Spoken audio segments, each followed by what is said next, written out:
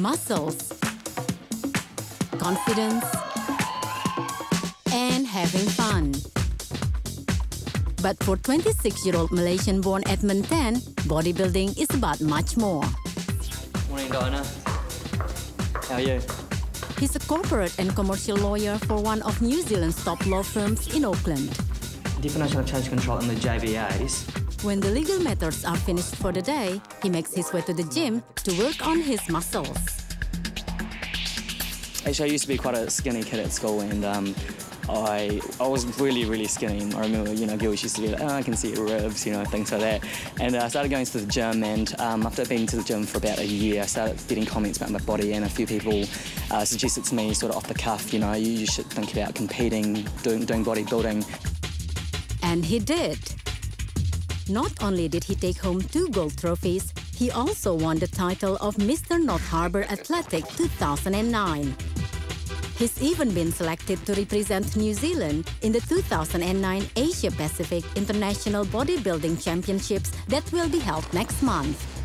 I was quite surprised, actually. I sort of didn't really expect it. It's just something I got in the mail, and yeah, very surprised, but feel pretty privileged.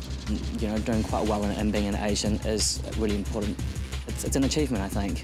To prepare for his international debut, Ed's been training 6 days a week under the guidance of Mr. New Zealand 2003, Steve Campbell. To be perfectly honest with you, he's always been very dedicated and disciplined. So he's got that drive from inside, and he's just right into whatever he does at 100 miles per hour. In bodybuilding, like in the men's events, you have 2 categories. You have the athletic category, which is the one that Ed's is entering in, and you also have the physique category, which is for the big guys. Ed's is doing extremely well in his category. Just basically got a beautiful looking physique for a guy, and it's not too big, it just looks right. And he's got the type of physique that pretty much most of the gym looks at and admires and tries to sort of look like. Some might say that this sort of event is more like a beauty pageant than serious competition. But the truth is, it takes a lot of dedication in both physical training and diet to get to this point. It is a lot of work, and it requires a lot of sacrifice and discipline just in terms of the time. And the time's a really big thing, because leading up to a comp, you're having to fit anywhere between 6 to 12 training sessions a week. And if you're doing that full time, that's probably still quite demanding.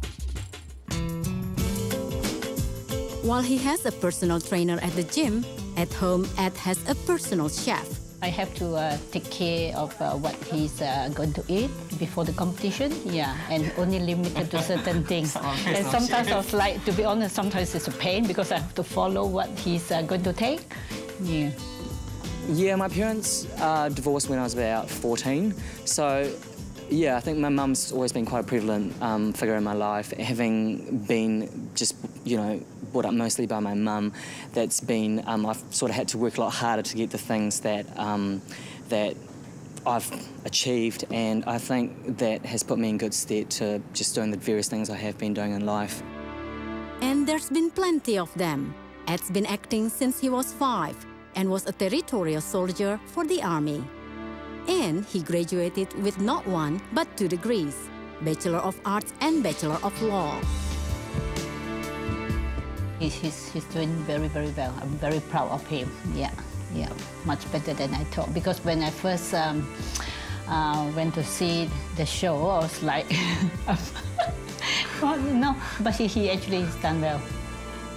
Yeah, I think she didn't really know what to expect. And, I don't know what to expect. Actually, I was a bit nervous having Mum there the first time on stage. Just like she hadn't seen me in my undies since I was about 5.